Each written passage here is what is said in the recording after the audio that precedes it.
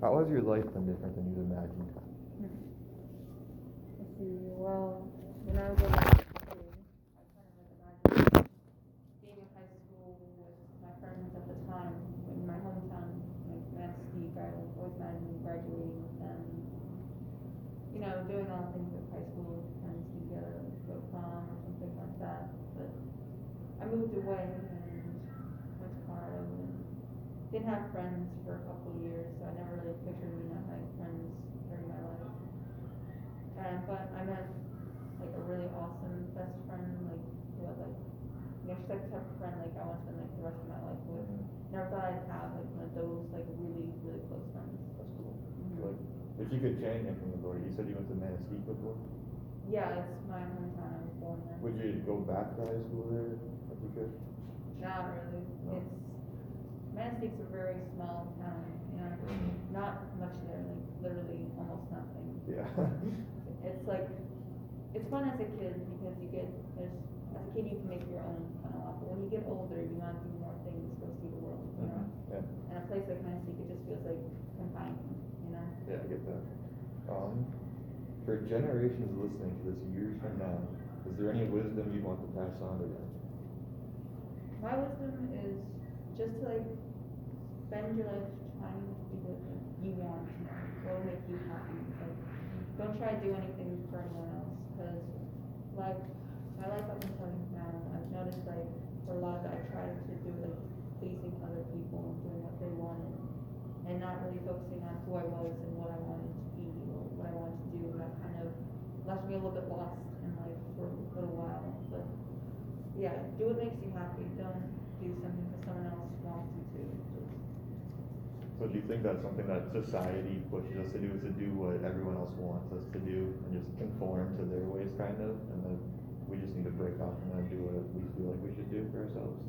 Yeah, because I feel like in society, like there's these certain expectations of people that you have to be a certain thing or do something certain, like be like respected or to be well looked upon. Like say like, if you're a doctor, you're really well respected and it's a good career, but if you don't want to be a doctor, like you want to do something else, like maybe you want to go be like some more like a mechanic, or you want to be an artist, like they're saying like, well that's really hard, you probably shouldn't do it, or that you can't make as much money as that job is as if you're a doctor or anything like that.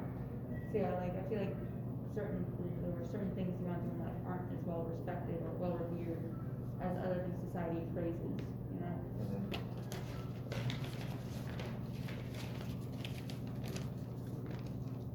Do you think that money can buy happiness? Honestly, no. I mean, money, like, yeah, sure, you need it in society to do things, but in my experience with my family puts a high emphasis on making that money because they grew up poor, so they know like the value of it. But I also feel like they relied on it a lot to make like family happy. So like I don't feel like it does because like honestly, like happiness is like for me like something you create with others. Like it's something that you find on your own. It's not something you can buy. It's something that you just feel. Yeah.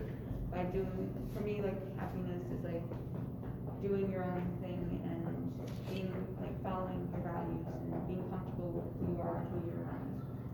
It's not, and you can't buy things like relationships or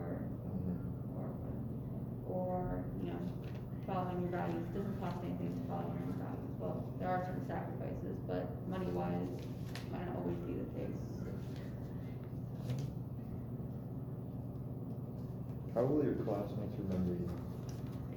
Honestly, probably like just that quiet person. I feel like I'm like in the movie the insignificant other most of the time. I'm not like a person that a lot of people notice. So I bet like many years from now, like maybe 10-ish, they probably won't even remember me, but I don't know, they might. But I was probably like an essence in the mind that someone was there. Like if a reunion ever comes up, then they'll remember me like once I'm there. But I'll probably remain very absent in people's minds for a long time. So how do you think your friends that like you won't talk to after high school, how do you think they'll remember you? Let's see. They'll probably know me as like someone who's honestly like really my best friend describes me as pretty caring, smart, funny too. She thinks like everything I say is hilarious. And I think that like remember being someone who just like always is just chilling around, trying to get working hard, trying to get what I want to do, done. It's like I'm a pretty like goal oriented person. Like I try to get things done when I can.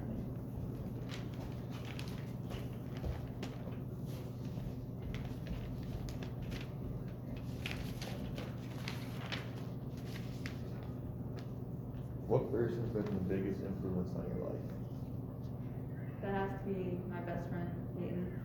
Because I was like an extremely different person before I met her. Like before I met her, I was like a person like really hell bent on everything being really perfect, you know? I had to get perfect grades, I had to say the perfect thing, I just had to have everything be the way I imagined it to be, you know? So that led me to be very high strung, very like, you know, very like this, like always hard on myself if I ever got anything wrong. That was like really detrimental to my self-esteem. But like then once I saw Peyton, like she was just like happy with us, like chilling around, and she didn't demand perfection of herself. She was just happy with who she was and what she did do. She never really like talked down to herself like the way I talk down to myself, and that like really made me think like, why am I like, you know, being so hard on myself? This isn't that important in life. Like in the essence of life, it's not really that important to get perfect grades, you know? Yeah. So that really made me loosen up and really made me like, you know, appreciate myself more and what I was doing, even if it wasn't perfect. And I think that is like really helpful to who I am now. Like her, like because of her, like I am the person that I am right now. So you said she changed you for the better? Oh yeah, definitely. Cool. I would be like a completely different person right now if I had never met her, which like I'm thankful for every day that I did. That's cool. I think we can call it good.